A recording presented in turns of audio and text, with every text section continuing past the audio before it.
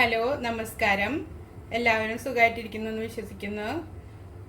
ഞാനിന്ന് വന്നിരിക്കുന്നത് വളരെ എളുപ്പത്തിൽ ഉണ്ടാക്കാൻ പറ്റിയൊരു കൈപ്പയ്ക്ക പുളിങ്കറിയുമായിട്ടാണ്. കൈപ്പയ്ക്ക എന്ന് കേൾക്കുമ്പോഴേ എല്ലാവരുടെയും മുഖം ചുളുങ്ങിയിട്ടുണ്ടാവും.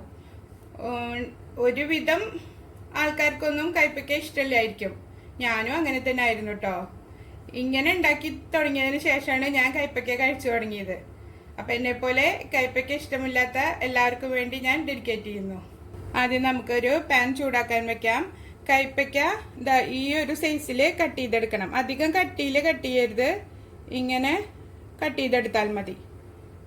പാൻ നന്നായി ചൂടായി വരുമ്പോൾ അതിലേക്ക് നമുക്ക് 2 ടേബിൾ സ്പൂൺ വെളിച്ചെണ്ണ ഒഴിച്ചു കൊടുക്കാം.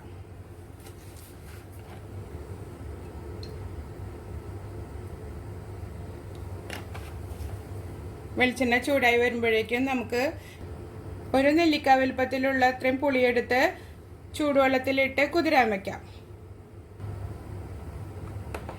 വെളിച്ചെണ്ണ ചൂടായതിലേക്ക് 1 ടീസ്പൂൺ കടുക് ഇട്ട് കൊടുക്കാം. കടുക് പൊട്ടിയതിലേക്ക് 1 സവാള അരിഞ്ഞതും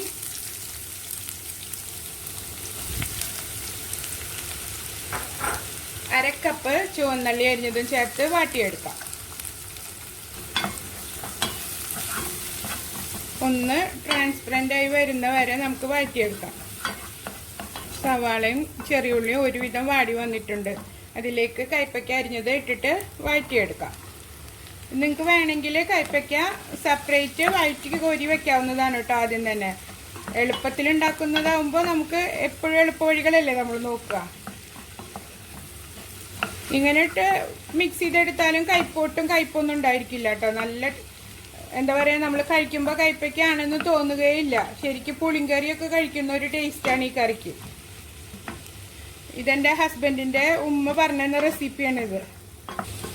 ഉമ്മ കുറച്ച് മുന്നേ ഞങ്ങളുടെ കൂടെ ഇവിടെ വിസിറ്റിങ്ങിന് വന്നിട്ടുണ്ടായിരുന്നു. അന്നാണ് എനിക്ക് ഈ റെസിപ്പി പറഞ്ഞു തന്നത്.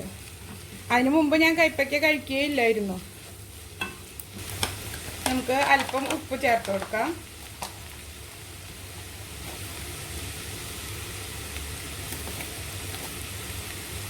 ഒരു 5 മിനിറ്റ് നമുക്ക് ഇതിലിട്ട് വഴറ്റിയെടുക്കാം.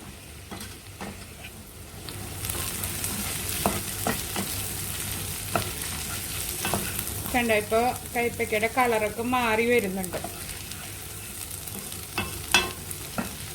ഒരു പുളിഞ്ചിയുടെ ടേസ്റ്റാണ് കേട്ടോ. ഞാൻ തെറ്റിയിട്ട് നേരത്തെ പുളിങ്കറിയുടെ ടേസ്റ്റ് എന്നാണ്. ഒരു പുളിഞ്ചി, നമ്മളിപ്പോൾ ഇഞ്ചിപ്പുളിയൊക്കെ ഉണ്ടാക്കില്ല, അതേ ഒരു ടേസ്റ്റ് തന്നെയാണ് ഇതിന്. ഇതിപ്പോൾ തലേ ദിവസം ഉണ്ടാക്കി വെച്ചിട്ട് പിറ്റേ ദിവസത്തേക്കാണ് കൂടുതൽ ടേസ്റ്റ് ഉണ്ടാവുക ഈ കറിക്ക്. ഒരു 4 വെളുത്തുള്ളി അരിഞ്ഞതും 3 പച്ചമുളക് അരിഞ്ഞതും 1 തണ്ട് കറിവേപ്പിലയും ചേർത്ത് കൊടുക്കാം. ഒന്നും കൂടി വാട്ടിയെടുക്കാം.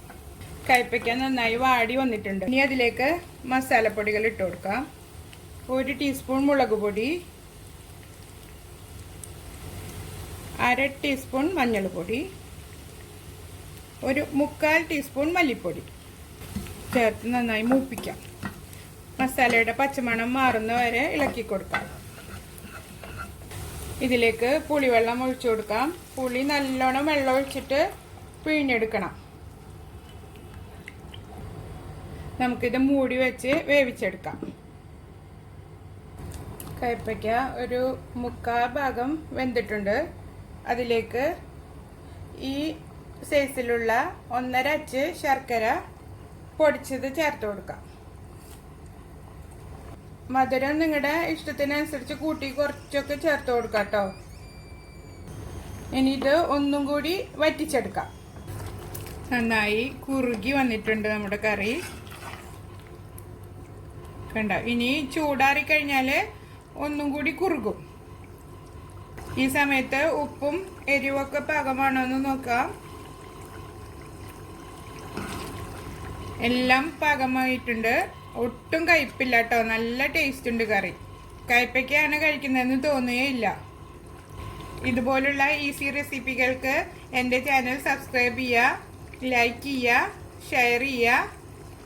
ഇനി തീ ഓഫ് ചെയ്ത് മൂടി വയ്ക്കാം. നന്നായി അറിയതിന് ശേഷം നമുക്ക് സർവിങ് ഡിഷിലേക്ക് മാറ്റാം. കയ്പക്കറി സർവിങ് ഡിഷിലേക്ക് മാറ്റിയിട്ടുണ്ട്. ഇത് ഒരു 3-4 ദിവസം വരെ കേടുകൂടാതിരിക്കും. ഇഷ്ടമായാൽ എല്ലാവരും ട്രൈ ചെയ്ത് നോക്കണം. സബ്സ്ക്രൈബ് ചെയ്യണം, ലൈക്ക് ചെയ്യണം, ഷെയർ ചെയ്യണം. Thank you for watching.